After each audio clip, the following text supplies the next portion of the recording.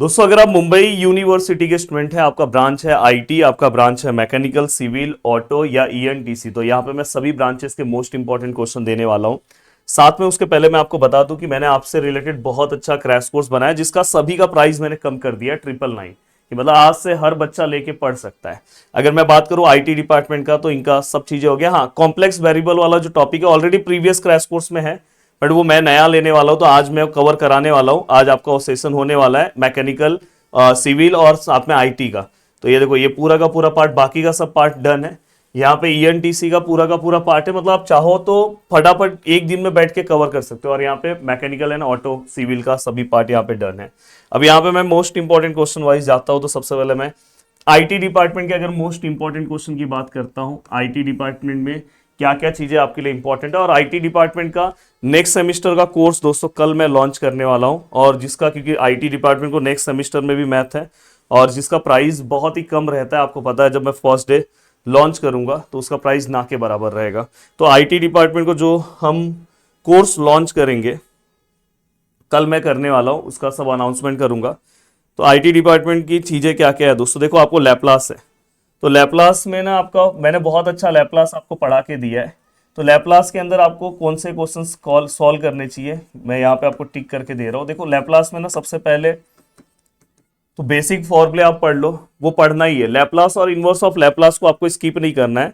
उसके अंदर दोस्तों आपको मल्टीप्लीकेशन प्रॉपर्टी से रिलेटेड, मल्टीप्लीकेशन प्रॉपर्टी से रिलेटेड एक सम अच्छे सॉल्व करना। मैं आपको सम भी दिखाता हूं। एंड दोस्तों एक सम आपको डिवीजन प्रॉपर्टी से रिलेटेड करना चाहिए। और जैसी मल्टीप्लीकेशन और डिवीजन हो गया दोस्तों, देन दोस्तों इसके बाद आपको Laplace transform of integration, integration का एक सम सॉल्व करना चाहिए। ये तीन टॉपिक से ही मैक्सिमम सम पूछा जाता है दोस्तों। अगर मैं आपको दिखाना चाहूं तो ये देखो, यहाँ पे ये देखो आपका क्रैश कोर्स है, बहुत ही कम प्राइस में मैंने बना दिया है। अगर आप यहाँ पे आते हो, ये देखो ये प्रीवियस क्रैश कोर्स है, नया वाला अभी वाला क्रैश कोर्स जो देखिए तो उसमें लेटेस्ट क्वेश्चन भी आपको मिल जाएगा। देखो 2025 का क्रैश कोर्स है, इसमें लैपलास होगा। देखो लैपलास ट्रांसफॉर्म दिख रहा है। अब लैपलास ट्रांसफॉर्म को अगर हम ध्यान से देखिए, देखो लैपलास ट्रांसफॉर्म, ये देखो अब इसमें मैंने स्टार्टिंग में सब फॉर्मूले लर्न कराया, ये सब आपको कराना है। स्टार्टिंग में सब बेसिक चीजें कराया हूँ। सम्स कौन सा बहुत जरूरी है, देखो मैंने यहाँ पे टिक मार्क भी करके दिया है। देखो डिवीजन वाला प्रॉपर्टी, मल्टीप्लिकेशन वाला प्रॉपर्टी, फर्स्ट शिफ्टिंग थ्योरम तो उसी के अंदर यूज हो जाएगा। अब देखो कैसे सम्स आपको सॉल्व करने चाहिए वो मैं आपको बता रहा हूँ। कहाँ गया, देखो हाँ, एक आध सम ना ऐसा पहले सॉल्व कर लो तो आपका फर्स्ट शिफ्टिंग थ्योरम का अच्छा प्रैक्टिस हो जाएगा। एंड देन इसके बाद ना कैसे सम्स आपको पूछे जाते हैं, ये देखो देखो मल्टीप्लिकेशन प्रॉपर्टी, देखो मई 2025 लेटेस्ट सम आपको मेरे क्रैश कोर्स में देखने के लिए मिलेगा। ये देखो यहाँ पे। देन इसके बाद अगर हम ध्यान से देखें, हाँ ये देखो यही मैं बोल रहा था, ये देखो यहाँ पे दिखाई दे रहा है आपको, ये देखो इंटीग्रेशन वाला पार्ट। तो यहाँ पे ना इसमें सब प्रॉपर्टी यूज हो गई, तो एक ही सम के अंदर सब प्रॉपर्टी यूज हो गई। तो ऐसे अगर देखो, ये देखो मई 2025 में ऐसा सम पूछा गया, इसमें लगभग सब प्रॉपर्टी 0 to infinity वाला सम। तो ये वाले सम टाइप के सम अगर आप सॉल्व करते हो तो आपका काम हो जाएगा। तो ऐसे मैंने क्रैश कोर्स के अंदर ना बहुत अच्छे से सभी चीज़ों को सॉल्व करवाया है। अगर आप सॉल्व कर सकते हो तो अच्छी बात है। अब सर ये हो गया, सर इनवर्स ऑफ लैपलास में क्या क्या करें सर, एक सेकेंड। देखो इनवर्स ऑफ लैपलास के अंदर जो मेरा सजेशन है आपको, वो इनवर्स ऑफ लैपलास के अंदर आपको क्या क्या चीज़ें कवर करना चाहिए। इनवर्स ऑफ लैपलास के अंदर आपको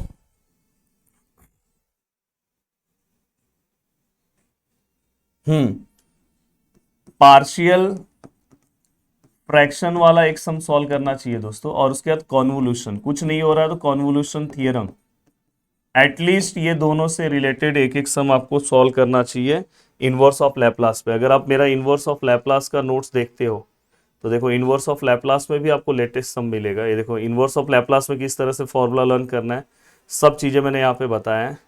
और फिर इसके बाद आपको कौन से सम पे फोकस करना है, हाँ देखो इस, ये तो जस्ट प्रैक्टिस करा है। हाँ इस टाइप के सम पे आपका प्रैक्टिस होना चाहिए। देखो मेथड ऑफ पार्शियल में, मेथड ऑफ पार्शियल का कोई भी एक सम, जैसे मैंने ये देखो ये सम सॉल्व करा है, इस टाइप का एक सम सॉल्व करो। कॉन्वोल्यूशन का उसके बाद देखो, कॉन्वोल्यूशन का ये तो बहुत सिंपल सम है। कॉन्वोल्यूशन का ना ऐसे सम्स, हाँ ऐसे सम्स अगर आप कॉन्वोल्यूशन में सॉल्व कर लोगे तो आपका काम हो जाएगा। तो चलो मैं इतना भी आपको हेल्प कर रहा हूँ कि सम भी बता रहा हूँ कि कौन से सम आपको सॉल्व करने चाहिए। अब उसके बाद दोस्तों फोरियर सीरीज में मेरा फोकस रहेगा कि आपसे आपको क्या क्या करना चाहिए। देखो यहाँ पे आपको ना फोरियर सीरीज के अंदर 0 to 2 पाई का एक सम सॉल्व करना चाहिए, 0 to 2L का एक सम सॉल्व करना चाहिए। देन दोस्तों इसके बाद ना आपको हाफ रेंज पे जाना चाहिए, हाफ रेंज पर। हाफ रेंज जाने के पहले ना आप इवन ऑड पहले कर लो, इवन ऑड। तो बस 4 सम आपको सॉल्व करना है, आपका काम हो जाएगा, पूरा का पूरा आपका काम हो जाएगा। ठीक है, अब यहाँ पे ये वाला होने के बाद नेक्स्ट है कॉम्प्लेक्स वेरिएबल का।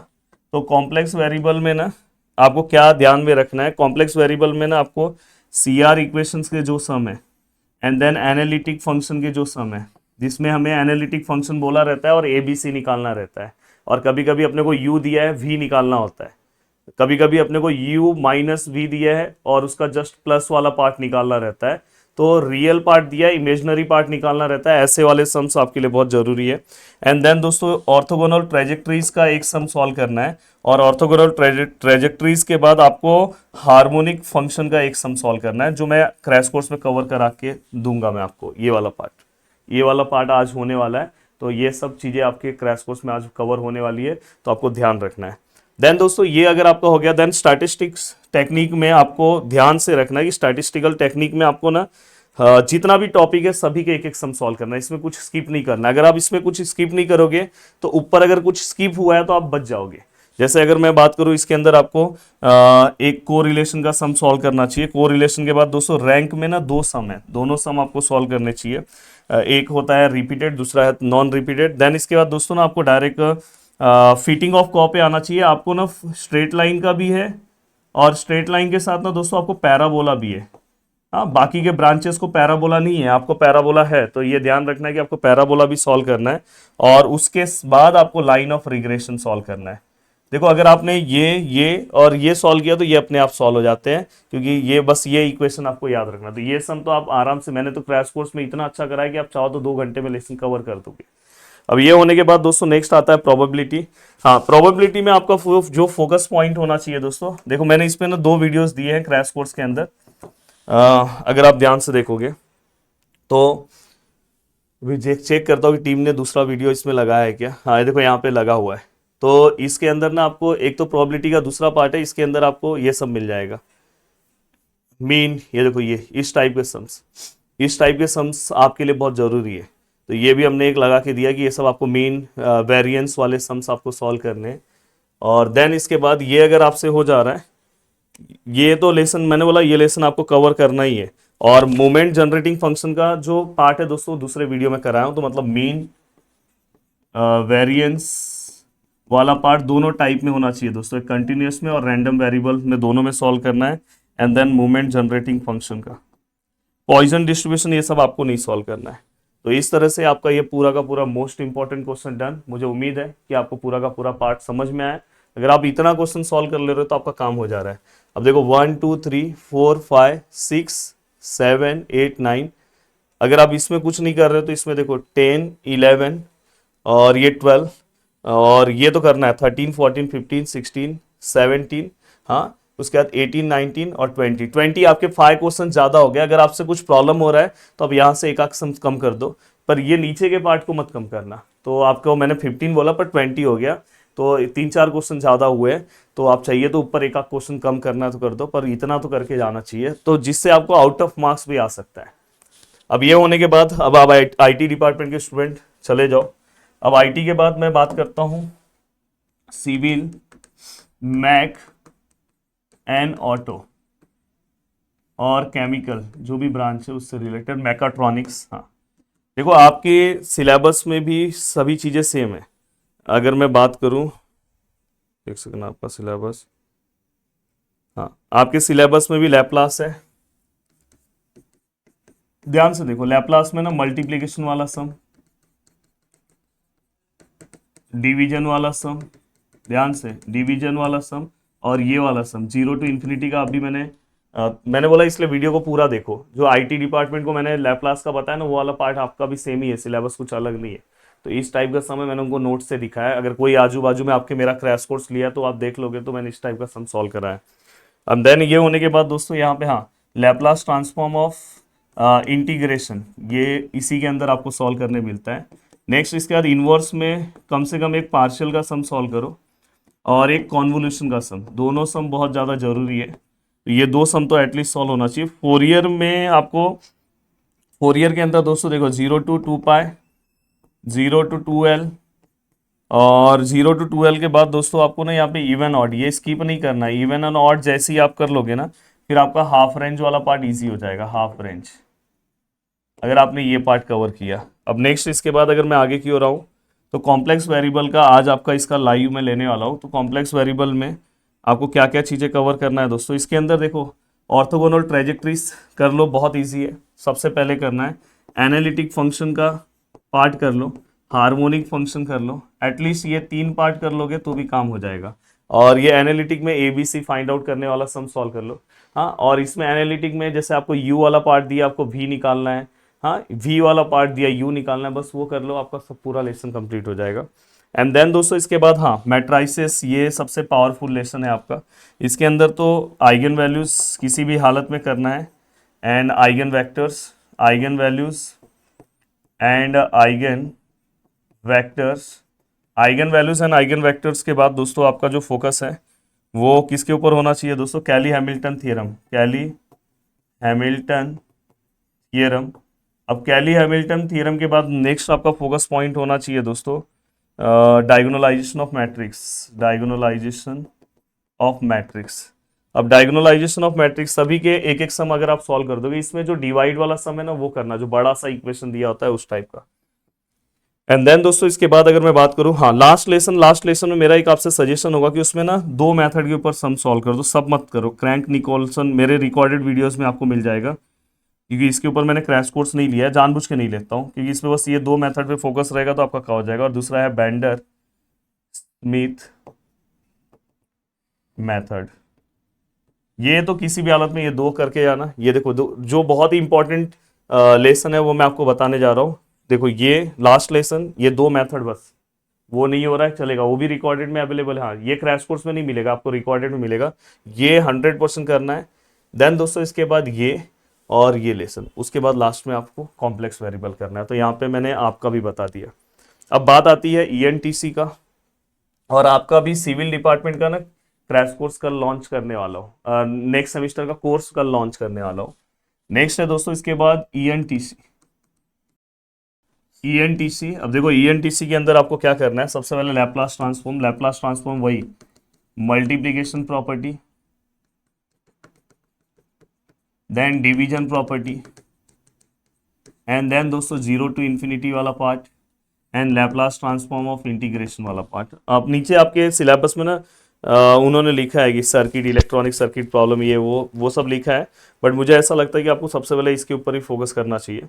एंड देन दोस्तों ये वाला पार्ट अगर आपने कवर कर दिया, देन इसके बाद आपको फोरियर स्किप नहीं करना है। फोरियर में देखो 0 to 2 पाई और 0 to 2L, ये वाले पार्ट पे आपका फोकस होना चाहिए।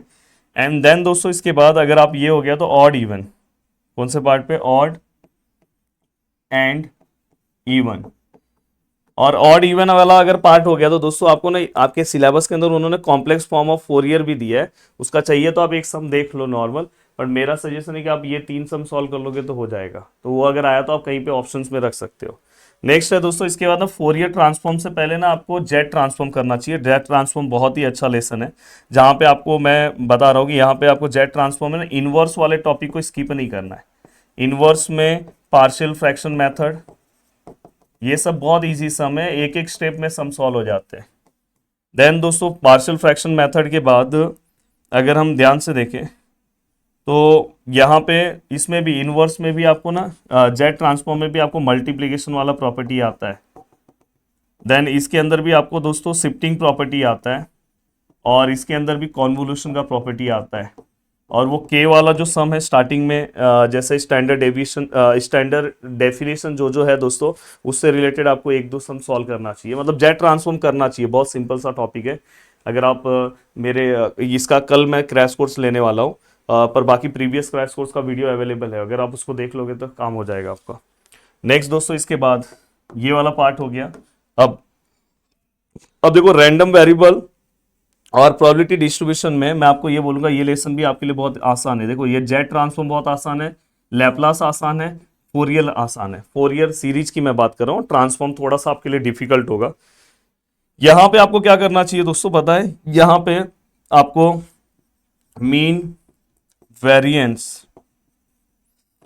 वेरिएंस वाला सम सॉल्व करना चाहिए, जो एक्सपेक्टेशन में हम वहां पे देखो एक्सपेक्टेशन लिखा है। एंड दोस्तों इसके बाद पॉइजन और नॉर्मल डिस्ट्रीब्यूशन का भी सम सॉल्व करना चाहिए, कि मतलब ये लेसन अच्छा करना चाहिए आपको इस पे। इसलिए मैंने एक रिकॉर्डेड फॉर्म में प्रोबेबिलिटी का वीडियो डलवाया है, वो आप देखो। और बाकी गए यहाँ पे अगर आप ध्यान से देखोगे तो आपके सिलेबस में मोमेंट जनरेटिंग का पार्ट नहीं है, जबकि इस वीडियो में आपको मोमेंट जनरेटिंग दिखेगा, वो आप मत देखना।